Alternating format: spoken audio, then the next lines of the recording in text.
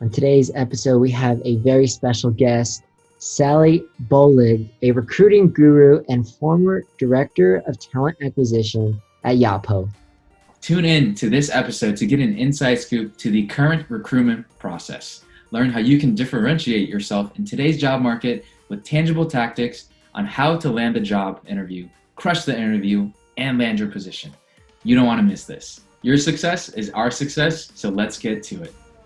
From the heart of Silicon Valley in beautiful San Francisco, California, welcome to the SDR Live podcast with Marcos and Andy. Awesome. Well, glad to be back on another episode of the SDR Live. Today, we have a very, very special guest, Sally Bolig. Sally, welcome to the show today. Thank you. Happy to be here. Awesome. Well, today, as far as like an agenda, first we'd love to learn a little bit more about like your role and what you're doing now during COVID. And then I know you prepared some slides for the audience to really share valuable insights on, what a recruiter does, right? Specifically to the SDR role and things to look out for. And then after we'll finish up with some rapid fire questions. Are you ready? Awesome. Well, if we could start, we'd just love to learn a little bit more about your role, maybe some of your accomplishments and what you're doing now. For sure. So I have been in the recruitment space as a whole for about 8 years at this point.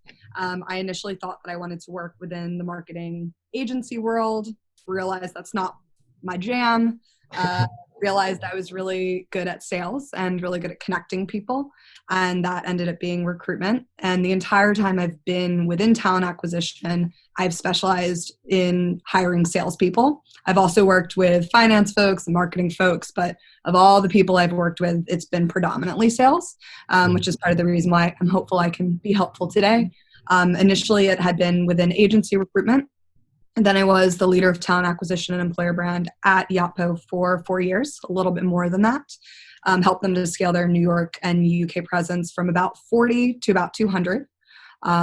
So as we'll be speaking today, I'm sure we'll reflect on a lot of that and what hiring was like there. A lot of hiring was for SDRs again, so that'll be a core component of it. And most recently, I've been unemployed during COVID. I actually chose to leave Yotpo right before all of this went down, which was silly timing in some respect, but it means that I've been able to utilize the last few months to help people get jobs by writing articles about top candidates who are on the market and top companies that are still hiring that have not gone through layoffs, helping to sort of bridge that gap and make it easier for each to find one another. I mean, that's a lot of great information, and that's actually how we got in touch. I saw your article. It's I'll put the link in the description, but it says top candidates for hire, and you do a really good job of highlighting. I think it's 3 to 4 candidates every week. Is that? Yeah, used to be 5, but then I started writing about companies. I had to narrow it down to 4. So 4 candidates that are looking to get hired or go into a new role. And we're actually going to be doing like a special SDR Life edition as well after this. And so that's something to look forward to. But wow, 40 to 200, I'm sure you had a lot of experience, going through that. Would love to learn some of the insights. And if you can share your screen, that'd be great. Of course. Let's hop into it. So part of this we already spoke about, right? You know who I am and what I did. So you don't really need to see this anymore, but that's my picture. So when you find me on LinkedIn, that's what I'll look like. You can just look for Cookie Monster. That's what I was about to say. Like, is there any symbolism behind the Cookie Monster, or is that's just one of your favorite, characters? Yeah. So it's actually a factor of Yotpo. We had Elmo in, oh man, I'm going to butcher this. We had Elmo in Tel Aviv. Yeah, we had Elmo in Tel Aviv, and then we felt like we needed our own New York member. So we had Cookie Monster here as well. And then it really blew up. We had big birds around the office. We had a lot of different folks around the office, but yeah, I just liked Cookie Monster. I decided he was going to be part of my photo shoot when we got headshots, and that's how that went. Such an epic photo. That's awesome. Well, thanks. So what I thought I'd bring up just to sort of help kick us off was a bit about SDR hiring at Yotpo. We had years and years of data, but I chose to just like start with 2019 rather than do all 4 years because I think this gave the most relevant, more recent information for the folks who will be watching this podcast. So in 2019 alone, we had over 700 SDR candidates apply to Yotpo. And we had phone screens with about 400 of them. The SDR role, as I'm sure all of you already know, is a unique position because, at least from my standpoint, people of all walks of life are really relevant for this role. You don't need to have come from a very specific position to do well in an SDR role, whereas for sales engineering roles or specific, communications roles, you need to have the background doing this in a different way. And clearly, just with those numbers for 2019, given that we ended up hiring 20 people of 400 phone screens, the competition is pretty fierce. And this was before COVID, right? That this is how many people we had applying for SDR roles.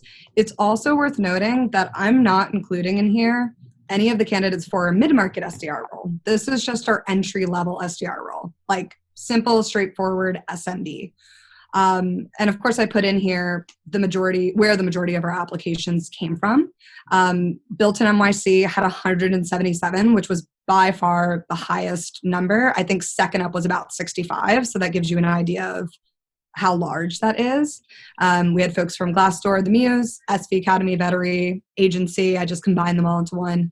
Referrals and LinkedIn limited listings. For people who don't know what LinkedIn limited listing is, it's just like when you post a job on LinkedIn. It's that simple. So of those 20 SDRs we hired, most of them came from referrals, Built-in NYC, and SV Academy.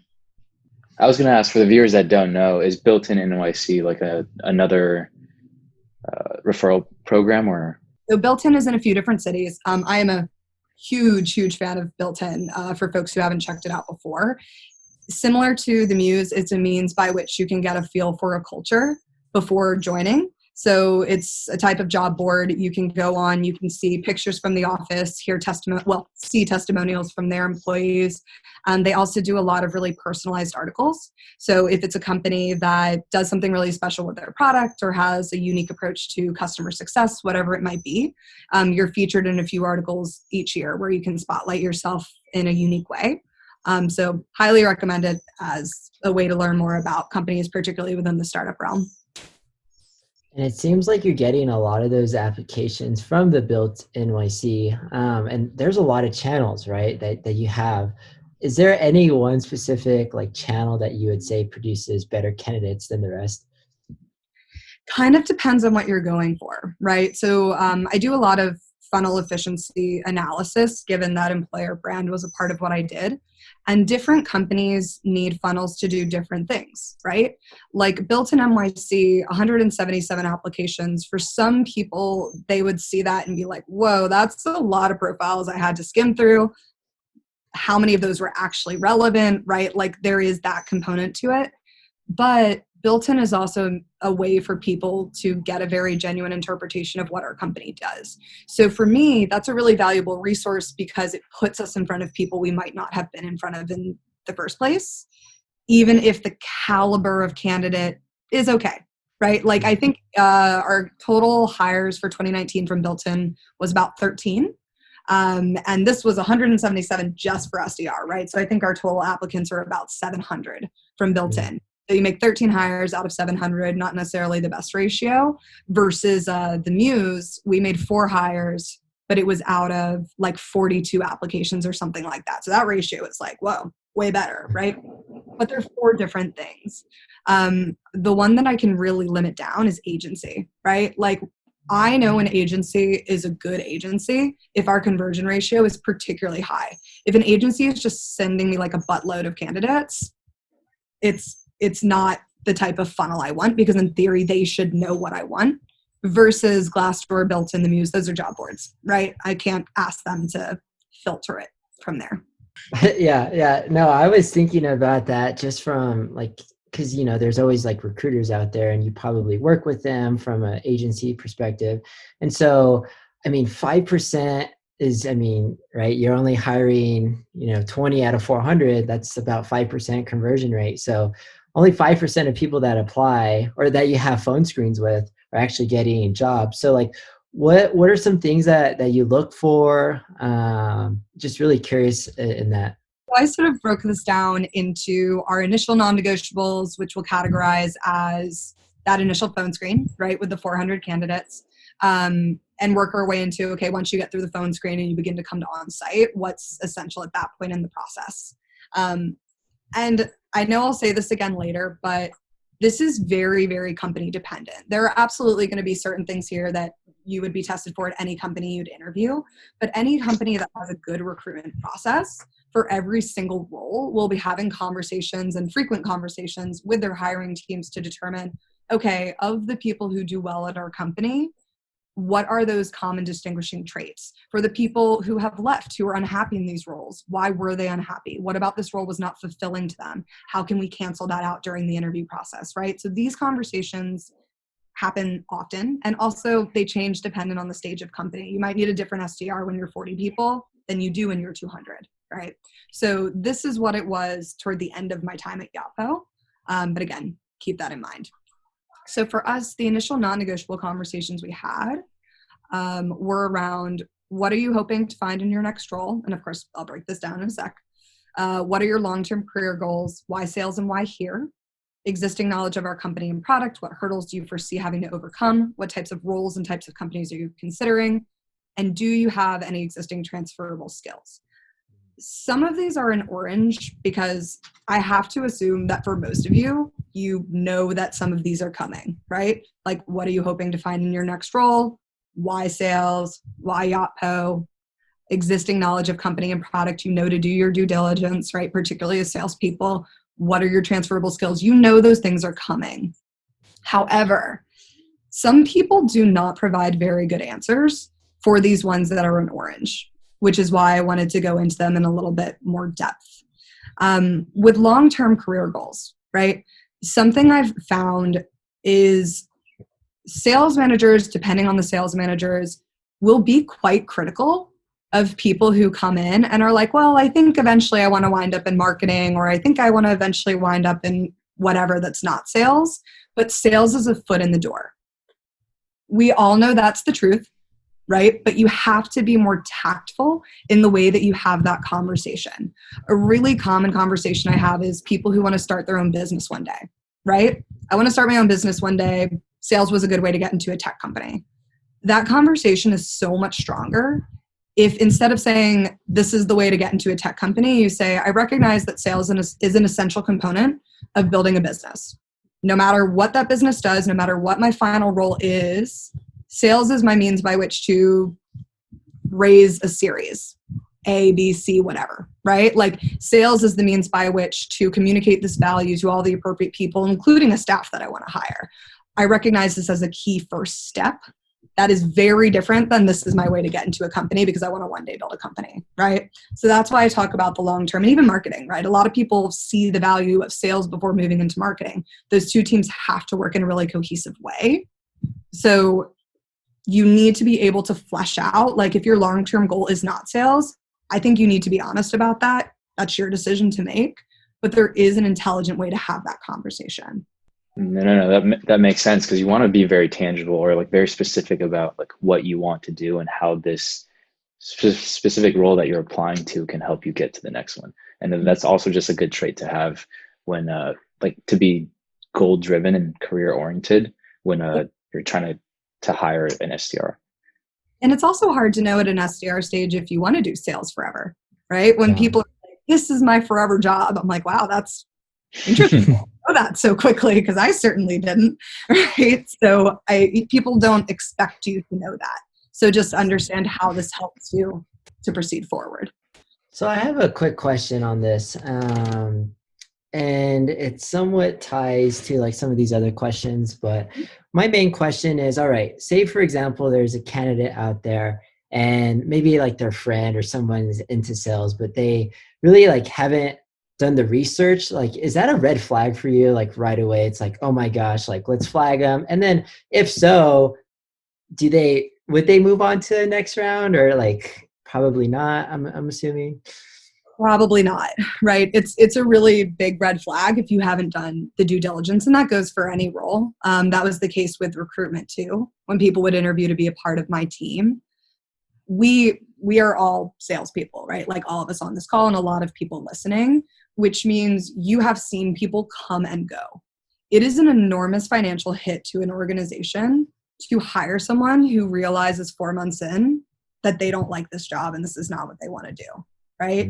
It's also bad for that person. They then have this 4-month stint on their resume that they have to explain. It's not good for anybody. So if you come to a conversation for an SDR role and you cannot articulate why this is something you want and what's going to suck about it, you're probably not moving forward, because that's not worth me taking a chance on you when there are a lot of other people who've done more research. Okay, that's great. And then as a follow-up, I always get interested because, they say in sales that you need to understand the other person's like persona, what's in it for them, right? So like from a recruiter's mindset, maybe you could shed some light. I've always wanted to learn this from like the recruiter side, but what happens like in that screening, right? Because it's like, oh, I'm just speaking to a recruiter. You're not really speaking to a manager, but like what's in it for you? Like, I'm assuming that if you pass along a candidate that's not cut out, then the sales manager is probably going to get mad at you, right? Is that how that works? Yeah, I mean, it is, right? Mad, it depends on the person. Usually not mad, but that does happen, right? You think about it through the lens of you passing someone off and the sales manager being like, why did I have this conversation? This is an enormous waste of my time. That was actually a really big thing that I preached when I was at Yotpo, was that it was a non-negotiable. My hiring managers were pretty much never allowed to say this was a waste of my time. That person was a waste of my time, because they never were. And they knew that was the case given our funnel ratio and what percentage of people actually pass through. But that comes down to a relationship, right? And this isn't the case for all recruiters. Some recruiters are not good at their jobs, but good recruiters have an existing relationship with their hiring manager where a lot of work was put into understanding what they needed in a hire before that conversation occurred, so that when their hiring manager does have a conversation with someone, they know that they're qualified in certain ways. Like these questions that I have on this first slide are all questions a recruiter will have answered before ever sending them to a hiring manager. So our hiring managers knew, first of all, they could go into Greenhouse and see the answers to these questions. But second of all, they knew they didn't have to ask these questions because they trusted our team to get the answers. They had a whole other set of things they were responsible for. It's so interesting. Okay, so it's almost like from an SDR perspective, like you're qualifying a candidate either in or out, right? And then the sales manager, or I guess from a SDR perspective, the AE will ask a different set of questions to even qualify them even more. That's like recruiters are the SDR, the sales manager is the AE. It's a great comparison. That's so interesting. No, that's great. Thanks for sharing that. Of course. So some of these other orange ones come down to self-awareness, and we'll talk a lot about that a little bit later in the slideshow because it's something that I'm really, really adamant about. But you do need to be able to articulate when you get on a call, what hurdles do you foresee having to overcome, right? That's a little bit like, what are your weaknesses? But it's phrased better, right? If you come onto a call and you are not like, don't say I'm going to have to learn the product. Like literally you're going to have to learn the product at any company you go to. It's obviously the case. Literally everybody else gives me that answer. Like you need to be able to articulate, this is the specific way this will be challenging for me, right? I've been working specifically within retail. In the retail environment, I'm interacting with people in person every single day. It is still a sales role, but it's different. I don't get to read the body language. I don't get to see someone's face. I need to be able to figure this out over the phone. That is going to be a challenge for me. That's something I'm going to have to get used to, right? You're acknowledging, yes, I'm great in these ways. It is relevant, but this person's really not. And I recognize that about myself, right? So often people will be like, I work too hard. I work too many hours. I care too much, whatever. Like that's bullshit. We all know that's bullshit. So just like avoid those answers and like give a genuine one because that's what people are looking for. And then the types of roles and companies you're considering. is another way to sort of hit home this why here and why sales, right? You are dead in the water if your response to that is like, I'm considering marketing and sales and CS opportunities. Dead in the water. Like, you obviously do not know what you want, and I'm not going to be the company where you figure it out. Like, you need to understand why this first role is going to get you to different things. But if you're considering everything right now, it's not worth a conversation right now. No, I just thought that makes a lot of sense, especially when you're compared against like 690 other applicants. You want to, you really are competing for that like 1 out of 20 spot. So if you don't really show either the recruiter or the AE, the manager, that, hey, this is why I want to be here, this is why you should take a chance on me, it's going to be very hard for you to be passed on to the next round. So as I mentioned, and I like, again, this comparison of like SDR to AE, right? Like, SDR handled the last set of questions. AE/hiring manager handles this next set of questions. And that could be a lot of different people, right? At every company, you have different folks who are incorporated into the process. The way our SDR screen worked when I left, you had a screen with a recruiter, then you had a video call with a hiring manager, then you had an on-site with other hiring managers, a peer interview, and a member of the HR team, right? So this collection of things are tested once you've passed the phone screen, but each person has a responsibility for testing a certain feature of this, right? Again, this isn't everything that's tested for, but these are like the core things that I saw to be consistent for SDRs, and that I thought would probably be seen at a lot of other companies too. I gave some examples for the ones that might be a little bit vague, but intellectual curiosity, we really perceived as someone who wanted continued evolution for themselves, always. This also meant somebody who was not comfortable settling, right? We had certain people who were pretty good straight out the gate, but they could always become better. And we didn't want people who became stagnant, even if they were good, right? So that intellectual curiosity, continuing to evolve their sales capabilities, was essential. The initiative taker, which is comfort in trying things that aren't by the book, particularly when by the book isn't working. We can, as an organization, provide you sales skills. We can teach you what's worked for us in the past. We can teach you what works on an industry-wide level, right? But SDRs are SDRs, and we all know that a lot of the messaging looks exactly the same. And if that messaging isn't working, you have to feel comfortable trying things that are uniquely you, like taking the skills you have and combining them with something that is your own to stand out. And that can take on 10 billion different forms. We don't have to go into that, right? But like, someone who's comfortable taking this risk was really important to us. Perseverance is just obvious, right? Like, holding yourself to a very high standard, overcoming the 10 billion calls and the million rejections you get, and then settling for nothing less than being amazing. Positivity and passion really came from that same perspective of like, as SDRs, you will fail a lot. And so you need to actually care about the industry, care about the client, care about the product, care about what sales does for you to make it worth it, because otherwise it's just not worth it, right? Like, why put yourself through that every day, numerous times a day, if you do not gain something from it as an individual? So that positivity and passion was essential. And then clearly, coachability, you're going to hear from everyone. It's just a fact. You have to be able to listen. Don't be stuck up in your own ways. And then accountability is nobody has the time to check over your shoulder. Everybody always says, like, I don't want to be micromanaged. The fact of the matter is, if somebody's micromanaging you, it probably means that you weren't accountable on your own. As a manager, I do not have time to micromanage people. That's like such a pain in the ass. So people need to be able to be accountable for themselves and get the job done that they need to get done. So with this, you mentioned how each, I guess, bullet point, somebody within the interview process will be specifically asking you on these types of attributes. Is that correct? Correct.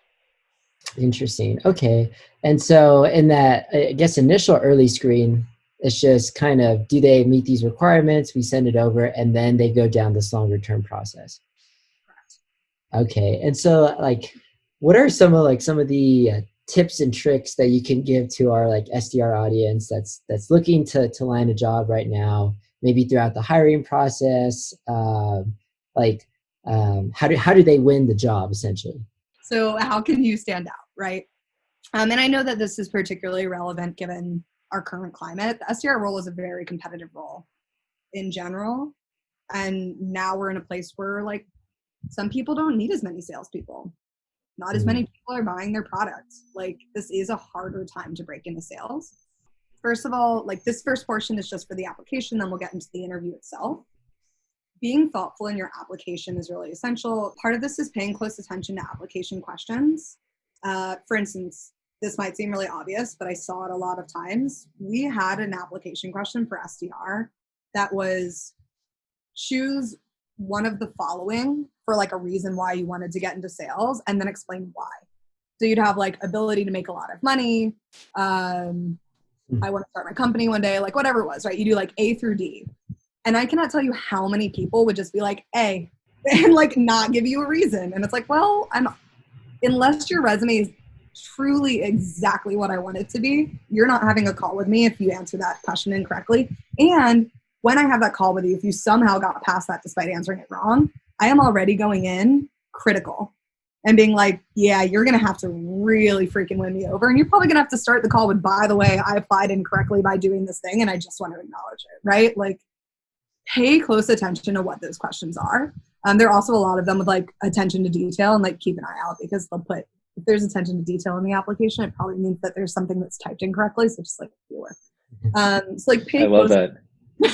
Pay close attention to the questions. Pro insights right here. You heard it here first. When somewhere's like, fuck you. Well, I never thought of that too, because I remember this, and just for context, I probably applied to about 200 plus, not SDR roles, but just tech roles when I was in college. And there would always be that one that's like, come on, like answer this specific question. And those are like the applications that I tend to be like, oh, well, I guess I'll move on.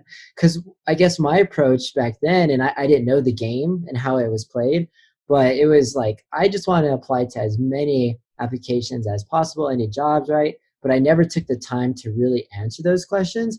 But from what it seems like is that quality might be better than quantity. It is absolutely, particularly with a role like this, where you are creating a case for yourself from the point of application. I have 700 other people I can hire instead of you. If you're not going to take time to like put energy into this application, I'm not going to take the time to have a 30-minute call with you. Like when I first started at Yotpo, I was having 9 calls a day. I have permanent vocal damage as a result of how many conversations I had. So when I already had that many qualified people to speak with, right, I did not have the luxury of adding another 30-minute call. Why would I? And the application process really is a demonstration of the commitment you'd have to the job.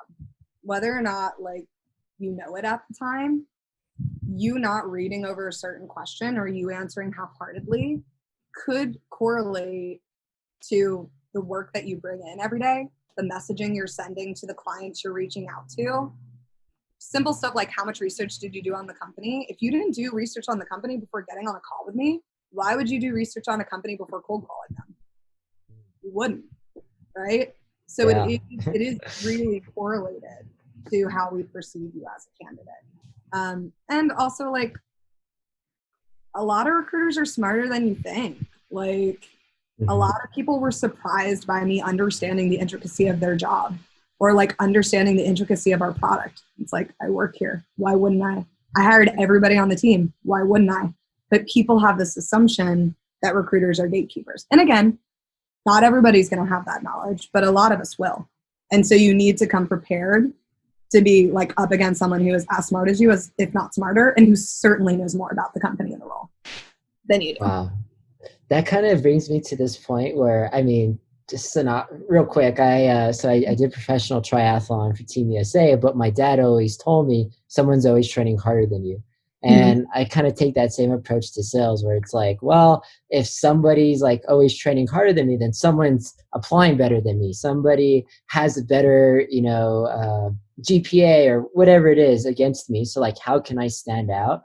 And what I saw, in these next 2 bullet points was following up and then being a thought leader and student of LinkedIn. That's so interesting. Yeah. So the follow-up, right? The follow-up really makes you stand out. And, obviously you see these other points of like cover letter, resume if relevant, like A follow-up is even a chance for you to push your cover letter again or include it in an email to a person who has an influence in the decision-making process. You could even like copy and paste the cover letter and say, these are the contents of my cover letter. I wanted to get it directly in front of you because I know you have influence in this decision. But there's a friend of mine, Gino, he works at Yotpo, and he applied for an account executive role years ago in my time there. And he had 6 years of working at a distillery, selling those products to different liquor shops, right? And you look at that compared to a SaaS sales role, and you're like, nope, that background isn't relevant. And if I had just looked at his resume, I wouldn't have had a call with him because, frankly, he wasn't qualified for an account executive position. But he wrote me a follow-up note. He emailed me directly and acknowledged, hey, I know my background doesn't look qualified. I am aware that you said this is the experience I need to apply for this role. I don't have it. However, this is the experience I have, and this is how it's more correlated than you think it would be. I hope that you'll consider having a conversation with me. And I did. And I really began to understand, okay, you know, you think deeper about this, which I now understand. It's like we were selling into e-commerce businesses. The liquor business can be an e-commerce business, and those people also have brick and mortar locations. He understood the intimacy of that. Also, he had helped to found that liquor business. So he had that experience, which we had seen to pay out with the people we had. If you'd founded a business of your own, you understood the decision makers in a different way. And we ended up hiring him as an account executive because he sent me that note. He was able to articulate his case. Then he had me fighting for him, right? And saying like, this is why the person makes sense, even though you don't think they are. Because of course I have to preface any conversation. I know the resume doesn't make sense. Here's why it makes sense. Go in with an open mind. And we hired him, right? And he's still there. So that shows you that this extra step of explaining your case and also like pointing out, I acknowledge that I'm not qualified. I acknowledge I don't look like what you said you need, makes a really big difference because it shows you're not just applying aimlessly. Like there's thought put into this that I can't see through your resume. I just want to say that there are so many parallels to that story to what like an SDR role already consists of. Like you need to have cold outreach to your prospect, turn them into a champion, which he did for you. And then also understand kind of the product fit, if your strengths and weaknesses and how you can fit each other. And then after you've gained that knowledge of, hey, I have a champion, now you move on to the next role. And now he's successfully at Yotpo for the past 4 or 5 years, you said, which is amazing. And then I just wanted to highlight, it's not really a question, but to everyone in the audience that's either, you know, looking to be an SDR that might have got laid off and your background isn't specifically within like SaaS tech sales, like don't make that a hindrance, right? Continue to apply. But I think what Sally said is have those details, have a reason why it makes sense, and then let the recruiters do that. But if you're not putting yourself out there and giving yourself the chance, then you'll never know what's out there. So I think that was interesting insight there. And more of a logistical question, did your friend email you or did he like LinkedIn message and follow up with? He emailed me. Now I know that not everybody puts their email directly on their LinkedIn, but mine was. So he could go onto my LinkedIn. He probably also LinkedIn messaged me, but like I have 8,000 connections on LinkedIn, and like until 3 weeks ago, I was 240 friend requests behind. So like LinkedIn had not been the way to get a hold of me back in the day when I was in meetings from 8:30 to 7 every day nonstop, right? Like I just was so overwhelmed, and my email's a whole other problem. But so, I mean, actually that's encouragement to say like, go both routes, right? Like you can even send the same exact message and say, I reached out to you on LinkedIn, but just in case your inbox is full there, I wanted to also shoot you an email, or vice versa. I would hit any way that you are able to. So quick question too. So I know you were really busy, but everyone else on your team that was a recruiter, are they the same, you know, as busy as you? Yeah, I have maybe known 3 companies that not even have anymore, that had as robust a recruitment team as they needed. That's a whole conversation for another day, but like recruitment is typically one of the most understaffed departments in a company, despite being essential. So most recruiters are absolutely underwater, like in every day and back to back. Okay. And then that's so interesting. So another question, and maybe this goes back to the first slide, but referrals, right? How far does a referral go? Maybe it's internal, maybe it's like a friend that you know, maybe it's a manager. How far do those go? And are they automatically pushed to like a screen call? So for some companies, they are. At Yotpo, they were not. So referrals are very tricky because if you were to poll 1,000 companies, I think that 95% of them would say to you that referrals are their most valuable funnel. I am very wary of referrals because it can lead to an enormous amount of bias and it can lead to a lack of diversity. So I was very, very adamant about the fact that referrals were not treated differently than anybody else, which is part of why we had such a stringent interview process to like make sure that people were asking consistent questions and we were testing for consistent things, regardless of whether this is someone's brother or best friend or not. That is not the case everywhere. Also, we really wanted people to send referrals regardless of whether they knew them. So like a referral at Yotpo could be someone who messaged you on LinkedIn expressing an interest in Yotpo. You could have never met them, never spoken to them. If they were qualified and you introduced me, you got the referral credit, which is also very different than a lot of other companies. So all of that is to say, if you are connected with someone at the company, absolutely reach out and request a referral. Like it will at least get you in front of the recruiter faster than if you just applied. Do it every single time. But it will not necessarily guarantee you a phone screen. It will at least guarantee that a recruiter looks at your profile, which is something. Yeah, that's gold right there. I mean, half the battle is just getting your resume in front of the recruiter. So, I mean, good nuggets of insight. And then quick question on this last thought or last point, which was student of LinkedIn. What does that mean to you? Yeah. So when I was in college, I did not recognize how important LinkedIn was. I just really didn't. And now I, first of all, absolutely look at a LinkedIn before I even assess someone's resume.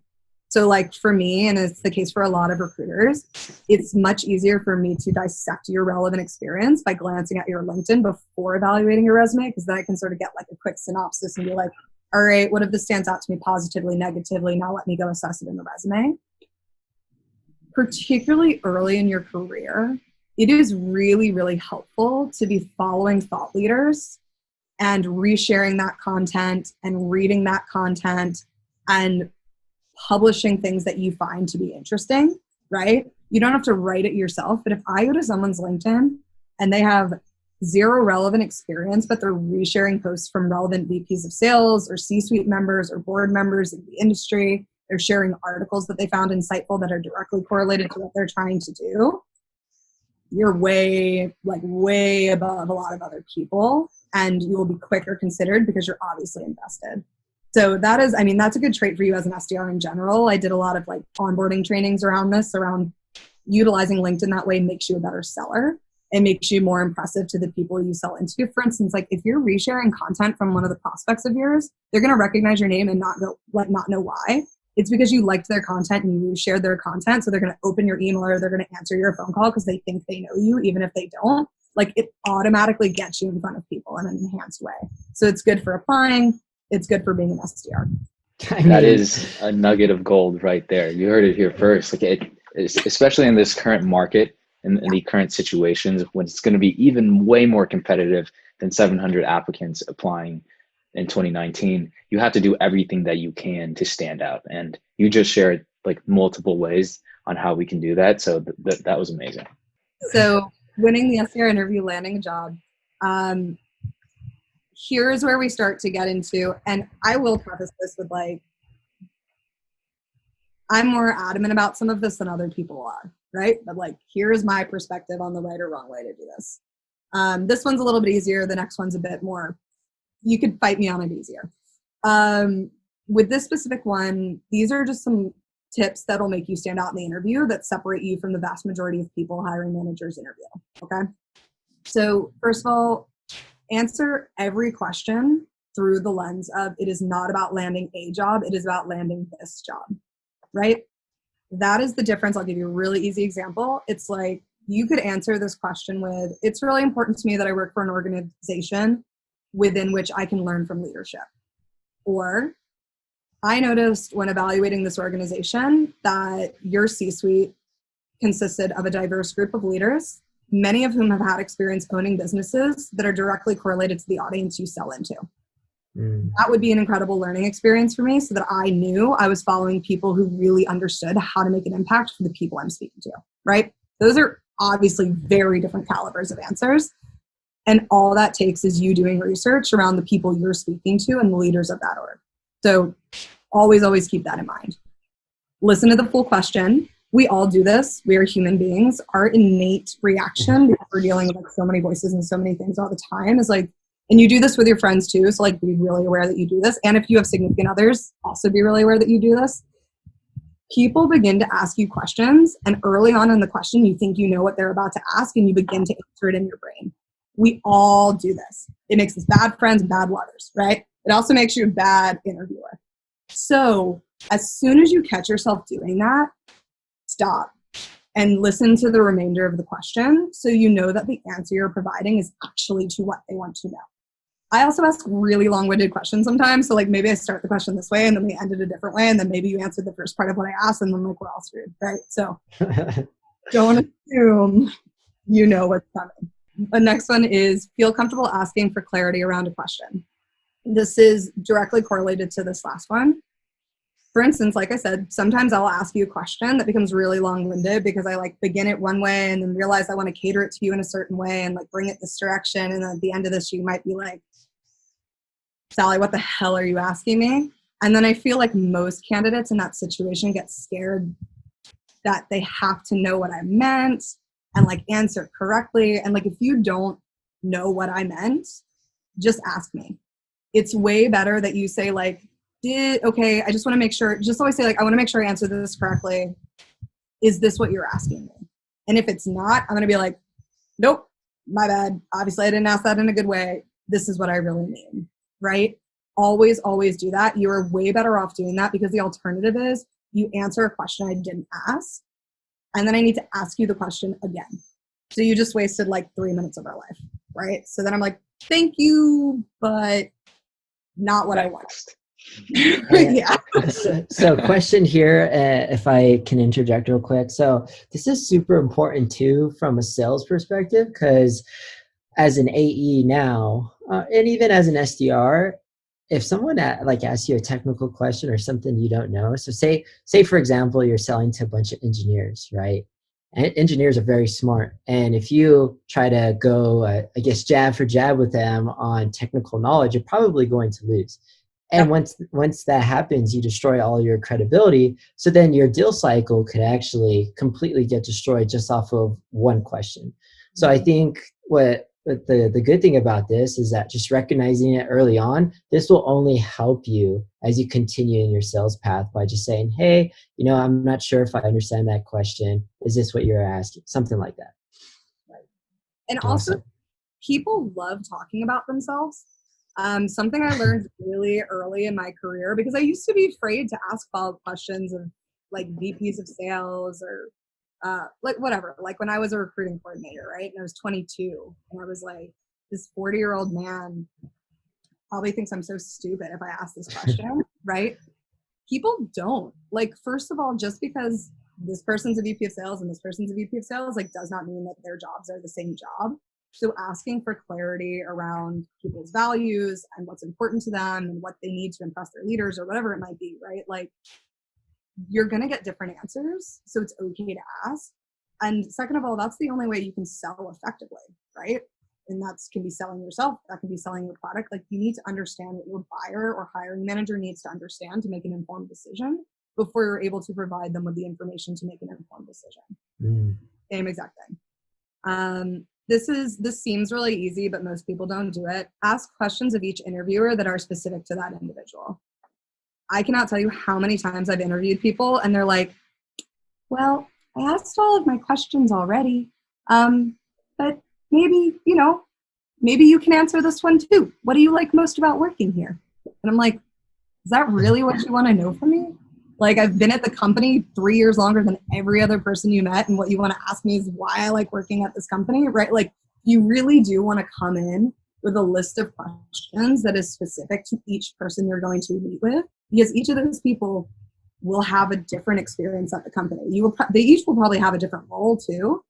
But even if they're not all a different person that you work with, like one's a manager here, one's a manager at this level, one's a marketing leader, one's a peer, like even if it's not like that, even if you just met 4 AEs, each of them came from a different background. Each of them has been with a company for a different period of time. Like, you can always find a way to make those questions different and unique to those people.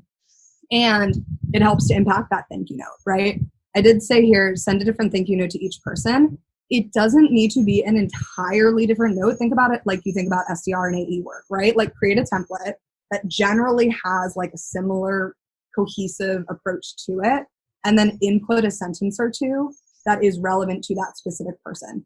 We talked about this thing. It was meaningful to me in this way. You mentioned this. I'm applying that to my search moving forward in this capacity. You said this. That's exactly what I want in the next role. That's why I understand that this is a place where I'd be happy, right? Like, add in 2 sentences and send it.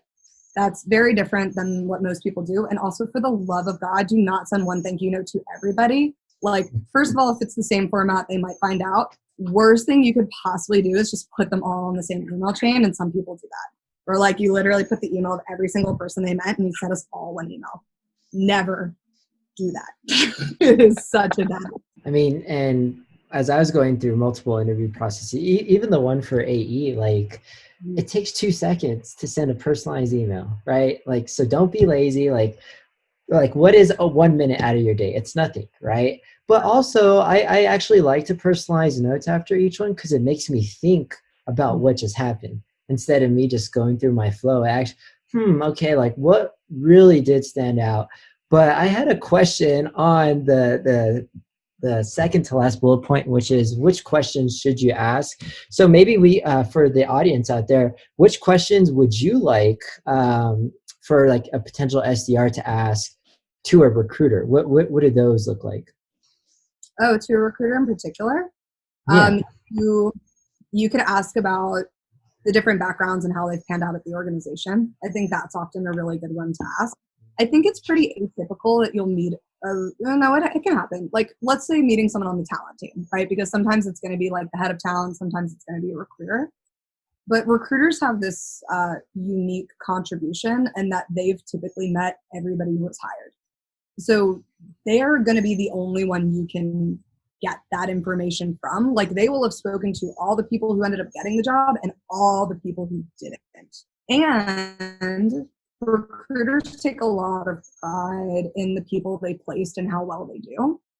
So you'll be able to get a unique perspective of, like, particularly if you're coming from a unique background or whatever your background is. You can say, I'm specifically coming from, I like to use a retail example because I used to work in retail. It's like, I'm coming from a retail background. Have you hired people into this role from a retail background before? Yes. Awesome. When they came in, what did they have the most difficulty overcoming? And where did they bring something unique to the table? Right? Like, that's a really good way to utilize them. Or you can say, what's been a way that what you need in this role has changed? You've been here for X period of time. You've been hiring SDRs for 2 years. Is there a way that SDRs looked different a year ago than they do today? Like, what's evolved in the capacity for what you need in this position? Wow, these are strong questions. That made me realize I've been asking really bad ones. That's exactly what I was thinking too. Most people ask really bad questions, right? That's very, very typical. So it really comes down to understanding your unique experience and how this role will or will not cater to that exact experience. Thinking through the type of managers that you've gotten along with well, the ones that you haven't. Thinking about the environments in which you've been particularly capable of thriving, where you haven't. Like, everybody's experience is different. So you need to craft questions that enable you to figure out whether this environment will or will not what you need it to be. I love that. And so, like, a lot of times, right, you got to interview. That's like the hardest part, just getting the interview. But our nerves get the best of all of us, right? And I'm sure you've been through some calls where you could tell people are nervous. So, what advice would you give to somebody that's a little bit nervous for this conversation? So first of all, nerves are very normal. So it is really okay to acknowledge that that is the case on a call. Like, we will know, by the way. Like, I cannot tell you how many times I've gotten off calls and I've been like, oh my God, that poor person was so nervous. Like, oh, it sucks. But like, we all get nervous, right? So if you're like, for instance, if you're beginning to answer something and you just feel it going the wrong way, like, it is okay to be like, sorry, kind of getting into the swing of this interview. I'm a little bit nervous. Let me start over. I'd be like, sure, no big deal. Don't worry. Confidence really is key. If you believe it, they will too. But you have to strike that balance of confidence and arrogance. And I think that it is really easy for salespeople to cross that line because, first of all, some of us really are just like super arrogant, but also like, you're taught to be that way, right? Like, this is instilled into us as salespeople as like, you need to go in hard, go in strong, know what you're talking about, don't take no for an answer. Like, this is a lot of what we're taught. So it's really important to remember, like, have a bit of that, but don't overdo it. And a couple ways, first of all, like, your honest you is your best you. What I mean by that is, like, do not go into interviews pretending you're better at something than you are. There will probably be a follow-up question and you will bomb the answer, right? And let's, God forbid the interview team is so poor that they don't like catch you on your lies. You're going to start a job that you're not going to be good at. A big way to balance this, like, confidence versus arrogance is speaking to gratitude to others, right? Okay. You are who you are as an influence of other people in your life. So when you're saying, I'm really good at this specific thing, take the time to point out why. I've gotten really good at this. I didn't used to be. I had this manager. She taught me this thing. This is why I now feel better at this. And here is where I'm strong at it already, but here's where I want to become better, right? So like, that falls into that last bullet of, we all have places we can be stronger. And you want to consistently strike that balance of like, here's where I know I'm really, really stellar. Here's where I want to be better. And you can always follow up. Here's where I want to be better with, here's what I've tried to do already. Here's how I'm beginning to become better at this. But again, segue into what we learned before, I recognize that your sales manager previously worked at Salesforce. I've never had a manager who worked at a company that large before. I see enormous value in reporting up to somebody who can teach me that, since I've never had access to it, right? You're acknowledging a place where you don't have experience, but you're doing it in a way that's really, really tactful that people are not going to judge you for. And then finally, it's just worth pointing out, like, not everybody's going to call you on your bullshit like I do. Like, when somebody straight up lies to me, I will tell them that I know they're bullshitting me and that they should probably give me an honest answer. But interviewers have generally interviewed hundreds, if not thousands of people. They know when you're being honest and when you're not. So don't put yourself in the situation of leading them down this false path, because they probably will catch you. So just like, don't do that to yourself. And I think the main takeaway here is be you, right? I mean, you said it a bunch of times, but this is what I tell my mentees as well. It's like, you have an asset to the company too. That's what I don't want them to lose, like, their confidence, right? Because they say, oh, I'm so nervous. I'm like, well, look, you could be like that missing link that they need as their top SDR, et cetera.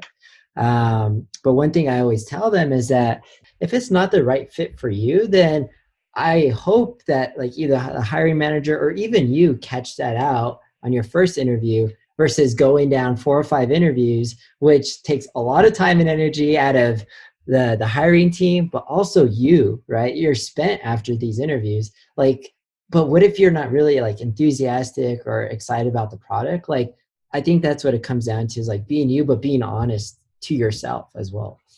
Get that money. Oh, yes. Oh, yeah. Now get that money. I forgot about this. That is such a great gift. Awesome. Okay. Well, I mean, this has been super valuable, not only for myself, but I hope Andy as well, and then the audience out there, as you guys are looking to become an SDR or just get a job right now through COVID. And so we like to finish out with some rapid fire questions. So the first one is, do you love to win or do you hate to lose? I hate to lose. I love it. Is there a why on that? I'm an incredibly high stress individual. I do love to win, but I'm someone who's always held myself to an incredibly high standard. And so I disappoint myself when I lose. Got it. Love that. Next question. Who are the 3 people who have been the most influential to you? 2 of them have been of my 16 managers. Amber Banks and Tom Rotem have been 2 of my managers, one at Vets Recruiting, one at Yotpo, both who fell into that category of people who gave it to me straight, and who also demonstrated that you can be vulnerable and compassionate and still be a very assertive and respected leader. They're also both people who not everybody loved and who held fast to who they were because they knew it worked and they knew that they could improve people beside and above and beneath them with the way that they operated, which I relate to and also aspire to be. So I love them both very deeply, and they've been incredibly influential to me. And then I kind of partnered my parents into a third person. My parents were both special education teachers.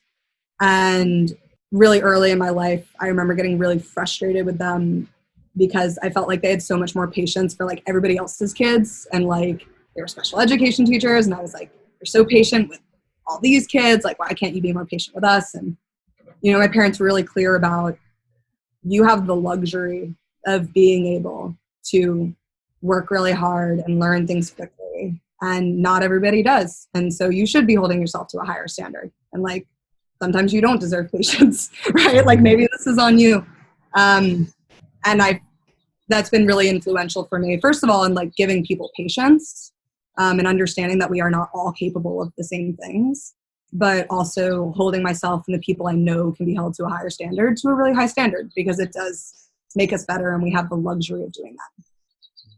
I would say thank you for that. My parents are the same exact way. So appreciate you in saying that. And then one of the last questions, we're always big fan of books here, and we just love to learn what are some of the books that you would suggest to our audience.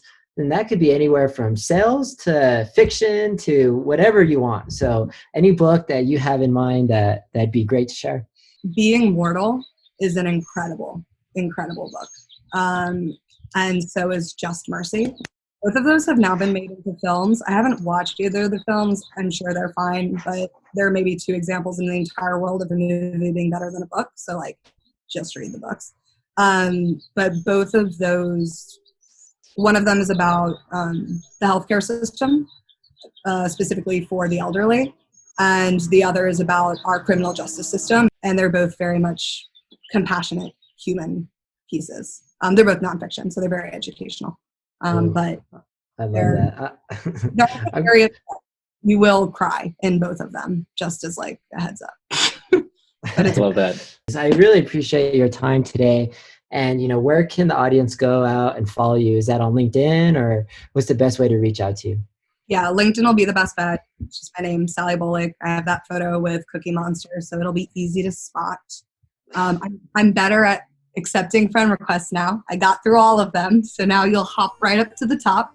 But yeah, that's the best way to get me. And call to action real quick for any SDRs to kind of wrap this all up. Find something that, Sally said that was really insightful to you, and actually personalize that connection request. I think that would mean a lot. And, we want to make sure that we're teaching you guys, because your success is our success, right? So anyway, Sally, pleasure to have you on today, and hope you have a great rest of your day.